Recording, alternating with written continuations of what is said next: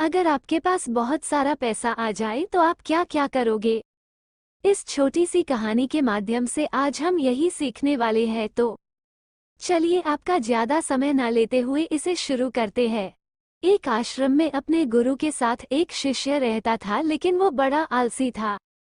क्योंकि वो आज का काम कल पर और कल का काम परसों पर टाल दिया करता था। एक दिन गुरु ने सोचा कि क्या किया जाए, कैसे इसे समझाया जाए।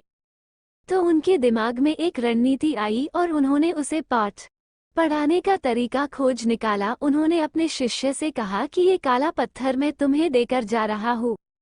इसकी मदद से तुम जिस भी लोहे की चीज को घिसोगे वो सोने की बन जाएगी।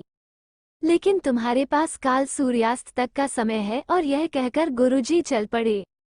अब वो आलसी शिष्य सोचता रहा कि मैं इस पत्थर से ये करूँगा वो करूँगा। अभी तो मेरे पास काफी समय है और मैं खूब सारा सोना बना लूंगा।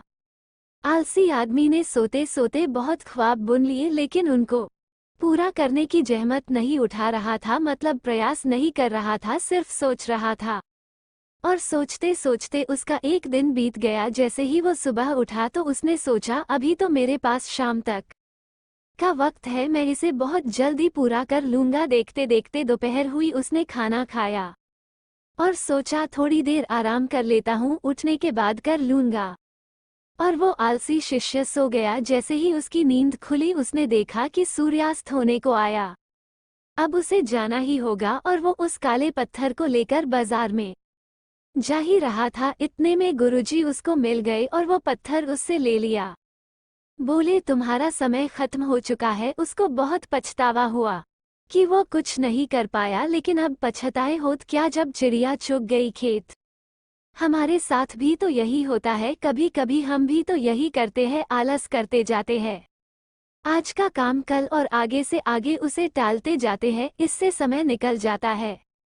क्योंकि समय का पहिया तो रुकने वाला नहीं है। अगर हमने समय के साथ हमारे कामों को पूरा नहीं किया तो हमारा भी वैसा ही हाल होगा जैसा उस शिष्य का हुआ। और आपको एक बात बता दूं, सचिन तेंदुलकर जब मैच नहीं होता था तब भी क्रिकेट के लिए प्रैक्टिस किया करते थे। इसलिए जो होता है अभी होता है, बाद में कुछ नहीं होता है, समय निकलता जाता है। आशा करता हूँ आप इस सीख को जरूर अपनाएंगे और जीवन में आगे बढ़ते रहेंगे। आपको ये कहानी कैसी लगी कमेंट के माध्यम से जरूर बताएं। आपका कीमती समय देने के लिए दिल से शुक्रिया।